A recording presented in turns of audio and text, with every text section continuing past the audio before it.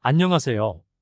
지금부터 실내 건축 산업 기사 관연도 기출문제 1과목 해설 강의를 진행하겠습니다. 더 많은 기출문제와 강의는 에듀 채널에서 확인하세요.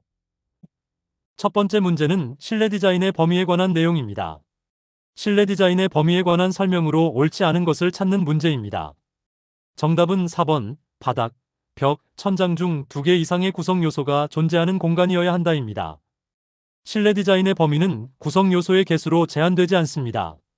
실내 디자인은 인간이 점유하는 모든 공간을 대상으로 하며 휴게소나 이벤트 공간 같은 임시 공간도 포함됩니다. 항공기나 선박 등 교통수단의 실내도 실내 디자인의 범위에 포함되죠. 중요한 것은 구성 요소의 개수가 아니라 인간의 활동과 경험입니다. 두 번째 문제는 황금 비례에 관한 내용입니다. 황금 비례에 관한 설명으로 옳지 않은 것을 찾는 문제입니다. 정답은 3번, 고대 이집트인들이 창안하였다입니다. 황금 비율은 1대 1.618의 비례로 고대 그리스인들이 발견하고 연구한 것입니다.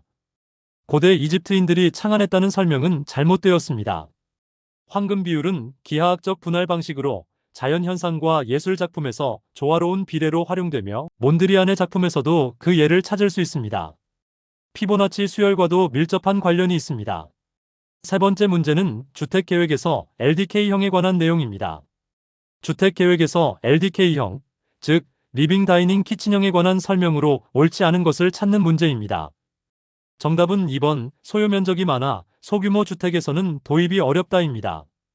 LDK형은 거실, 식당, 부엌을 개방된 하나의 공간에 배치하여 동선을 단축시키고 공간을 효율적으로 활용하는 형태입니다. 소규모 주택에 오히려 적합하며 소요면적이 많다는 설명은 틀렸습니다. 개방형 구조로 공간이 넓어 보이고 가족 간 소통이 원활하며 조리 중에도 대화가 가능한 장점이 있습니다. 네 번째 문제는 상업공간 중 음식점의 동선 계획에 관한 내용입니다. 상업공간 중 음식점의 동선 계획에 관한 설명으로 옳지 않은 것을 찾는 문제입니다. 정답은 4번, 일반석의 서비스 동선은 가급적 막다른 통로 형태로 구성하는 것이 좋다입니다. 음식점의 일반석 서비스 동선은 막다른 통로 형태가 아닌 순환 가능한 구조로 설계해야 효율적입니다. 막다른 통로는 이동이 제한되어 서비스 효율이 떨어집니다.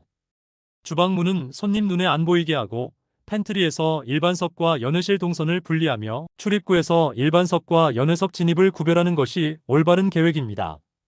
다섯 번째 문제는 균형의 종류에 관한 내용입니다. 시각적인 무게나 시선을 끄는 정도는 같으나 그 형태나 구성이 다른 경우에 균형을 무엇이라고 하는지 찾는 문제입니다. 정답은 4번, 비대칭형 균형입니다. 비대칭형 균형은 시각적 무게나 주목도는 같으나 형태나 구성이 다른 경우의 균형입니다. 대칭형 균형과 달리 좌우가 다른 요소로 구성되지만 전체적으로 균형을 이루며 역동적이고 현대적인 느낌을 줍니다. 정형 균형, 좌우 균형, 대칭적 균형은 모두 좌우가 같은 형태의 균형을 의미합니다. 여섯 번째 문제는 조명의 연출 기법에 관한 내용입니다. 빛을 비스듬히 조사하여 대상물의 질감과 입체감을 강조하는 조명 연출 기법을 찾는 문제입니다. 정답은 3번, 글레이징 기법입니다. 글레이징 기법은 빛을 비스듬히 조사하여 대상물의 질감과 입체감을 강조하는 조명 연출 기법입니다. 실루엣 기법은 뒤에서 조명하여 윤곽만 보이게 하고 스파클 기법은 반짝이는 효과를 주며 빔 플레이 기법은 빛의 방향과 각도를 조절하여 공간에 변화를 주는 기법입니다. 일곱 번째 문제는 점의 조형 효과에 관한 내용입니다. 점의 조형 효과에 관한 설명으로 옳지 않은 것을 찾는 문제입니다.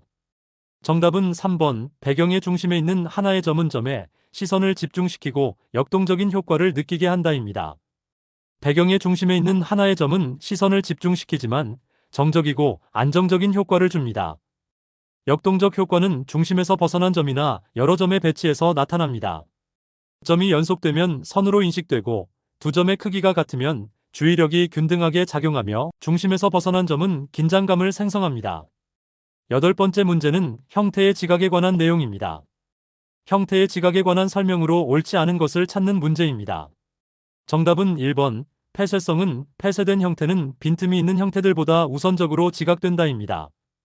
폐쇄성은 게슈탈트 법칙 중 하나로 실제로는 폐쇄된 형태가 빈틈 있는 형태보다 우선 지각되는 것이 맞습니다. 근접성은 가까운 요소들을 그룹으로 인식하고 유사성은 비슷한 요소들을 하나로 지각하며 프레그넌츠 원리는 형태를 단순하고 명료하게 지각하려는 경향을 말합니다. 아홉 번째 문제는 실내 공간의 구성 요소인 벽에 관한 내용입니다. 실내 공간의 구성 요소인 벽에 관한 설명으로 옳지 않은 것을 찾는 문제입니다. 정답은 3번. 비내력 벽은 건물의 하중을 지지하며 공간과 공간을 분리하는 칸막이 역할을 한다입니다. 비내력 벽은 건물의 하중을 지지하지 않는 칸막이 벽입니다. 하중을 지지하는 것은 내력벽입니다. 벽면의 형태는 동선 유도 역할을 하고 벽체는 공간의 폐쇄성과 개방성을 조절하며 낮은 벽은 영역 구분, 높은 벽은 폐쇄성 확보에 사용됩니다. 비내력 벽은 자유로운 공간 구성이 가능합니다. 10번째 문제는 실내 공간 계획에서 스케일에 관한 내용입니다. 실내 공간 계획에서 가장 중요하게 고려하여야 하는 것을 찾는 문제입니다. 정답은 4번, 인체 스케일입니다. 실내 공간 계획에서 가장 중요한 것은 인체 스케일입니다. 모든 공간과 가구는 인간의 신체 치수와 동작 범위를 기준으로 설계되어야 합니다. 조명 스케일, 가구 스케일, 공간 스케일도 중요하지만 이들은 모두 인체 스케일을 기반으로 결정됩니다. 인간 중심 설계가 실내 디자인의 핵심입니다. 11번째 문제는 사무소 건축의 코어 유형에 관한 내용입니다. 사무소 건축의 코어 유형 중 코어 프레임이 내력벽 및 내진 구조의 역할을 하므로 구조적으로 가장 바람직한 것을 찾는 문제입니다. 정답은 2번 중심형입니다. 중심형 코어는 건물 중앙에 위치하여 코어 프레임이 내력벽 및 내진 구조 역할을 하므로 구조적으로 가장 바람직합니다. 독립형은 코어가 분리되어 있고 편심형은 한쪽으로 치우쳐 있으며 분리형은 여러 개로 나뉘어 있습니다. 중심형은 구조 효율이 높고 공간 활용도 우수합니다. 12번째 문제는 주택식당의 조명 계획에 관한 내용입니다. 주택식당의 조명 계획에 관한 설명으로 옳지 않은 것을 찾는 문제입니다. 정답은 2번 한색 개의 광원으로 깔끔한 분위기를 조성하는 것이 좋다입니다. 주택식당은 온색 개의 광원으로 따뜻하고 식욕을 돋우는 분위기를 조성하는 것이 좋습니다. 한색 개는 차갑고 깔끔하지만 식당에는 부적합합니다. 전체 조명과 국부 조명 병용, 조리대 위 국부 조명 설치, 식탁의 그림자 방지 등이 올바른 조명 계획입니다. 색온도는 2700에서 3000 켈빈이 적절합니다. 13번째 문제는 시스템 가구에 관한 내용입니다. 시스템 가구에 관한 설명으로 옳지 않은 것을 찾는 문제입니다. 정답은 2번 건물의 구조 부재, 공간 구성 요소들과 함께 표준화되어 가변성이 적다입니다. 시스템 가구는 건물 구조 부재, 공간 구성 요소들과 함께 표준화되어 가변성이 높습니다. 가변성이 적다는 설명은 틀렸습니다. 건물, 가구, 인간의 상호관계를 고려한 치수 산출, 모듈화된 유니트 구성, 다기능 결합으로 수납 기능 향상 등이 특징입니다. 공간 변화에 유연하게 대응할 수 있습니다. 14번째 문제는 채광을 조절하는 일광 조절 장치에 관한 내용입니다. 채광을 조절하는 일광 조절 장치와 관련이 없는 것을 찾는 문제입니다. 정답은 3번 디퓨저입니다. 디퓨저는 공조 설비의 공기 확산기로 채광 조절 장치가 아닙니다. 일광 조절 장치로는 루버, 즉 가로 세로 날개, 커튼, 즉 직물, 베니션 블라인드, 즉 수평 슬랫 등이 있습니다. 이들은 직사광선을 차단하고 실내 조도를 조절하여 쾌적한 환경을 만듭니다. 15번째 문제는 상업공간 진열장의 종류에 관한 내용입니다.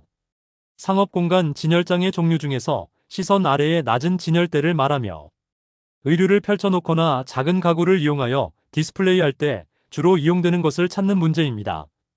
정답은 4번 디스플레이 테이블입니다. 디스플레이 테이블은 시선 아래의 낮은 진열대로 의류를 펼쳐놓거나 작은 가구를 이용한 디스플레이에 주로 사용됩니다. 쇼 케이스는 유리 진열장, 하이 케이스는 높은 진열대, 샘플 케이스는 견본 진열장입니다. 디스플레이 테이블은 고객이 직접 만져볼 수 있어 판매 효과가 높습니다. 16번째 문제는 실내 공간의 치수 계획에 관한 내용입니다. 실내 공간에 있어 각 부분의 치수 계획이 가장 바람직하지 않은 것을 찾는 문제입니다. 정답은 2번 주택의 침실문 폭이 600mm입니다. 주택 침실문 폭은 최소 750에서 800mm가 적절하며 600mm는 너무 좁습니다. 복도폭 1500mm, 현관문 폭 900mm, 거실 천장 높이 2300mm는 적절한 치수입니다. 침실문은 가구 반입과 휠체어 통행을 고려하여 충분한 폭을 확보해야 합니다. 17번째 문제는 단독주택의 부엌계획에 관한 내용입니다. 단독주택의 부엌계획에 관한 설명으로 옳지 않은 것을 찾는 문제입니다. 정답은 2번, 부엌은 넓으면 넓을수록 동선이 길어지기 때문에 편리하다입니다. 부엌은 넓으면 동선이 길어져 오히려 불편합니다. 적정 크기가 중요하며 작업 삼각형, 즉 싱크대, 조리대, 냉장고 거리의 합이 360에서 660cm가 이상적입니다. 인체 활동 범위 고려, 충분한 작업대 면적 확보, 식생활 양식, 가사 작업 내용, 수납 공간 등을 고려한 계획이 필요합니다. 18번째 문제는 사무소 건축의 실단위 계획에 관한 내용입니다. 사무소 건축의 실단위 계획 중 개방식 배치에 관한 설명으로 옳지 않은 것을 찾는 문제입니다.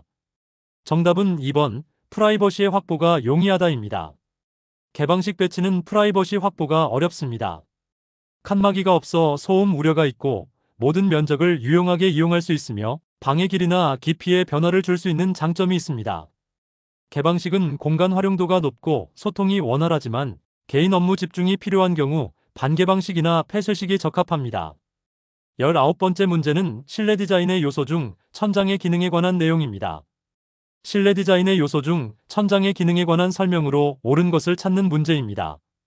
정답은 4번, 접촉 빈도가 낮고 시각적 흐름이 최종적으로 멈추는 곳으로 다양한 느낌을 줄 수 있다입니다. 천장은 접촉 빈도가 낮고 시각적 흐름이 최종적으로 멈추는 곳으로 다양한 느낌을 줄 수 있습니다. 바닥에 비해 시대와 양식에 의한 변화가 크며 외부로부터 추위와 습기를 차단하고 공간을 수평적으로 구획하는 역할을 합니다. 천장 디자인은 공간의 분위기와 높이감에 큰 영향을 줍니다. 20번째 문제는 전시 공간의 규모 설정에 관한 내용입니다. 전시 공간의 규모 설정에 영향을 주는 요인과 가장 거리가 먼 것을 찾는 문제입니다. 정답은 3번, 전시 공간의 세장비입니다. 전시 공간의 세장비, 즉 가로, 세로 비율은 규모 설정에 직접적인 영향을 주는 요인이 아닙니다. 전시 방법, 전시 목적, 전시 자료의 크기와 수량이 규모를 결정하는 주요 요인입니다. 세장비는 공간의 형태와 관련되며 관람 동선과 전시 효과에 영향을 줍니다. 이상으로 실내 건축 산업 기사 기출문제 1과목 해설 강의를 마치겠습니다. 지금 에듀 채널에 가시면 더 많은 기출문제와 오디오 강의를 이용하실 수 있습니다. 감사합니다.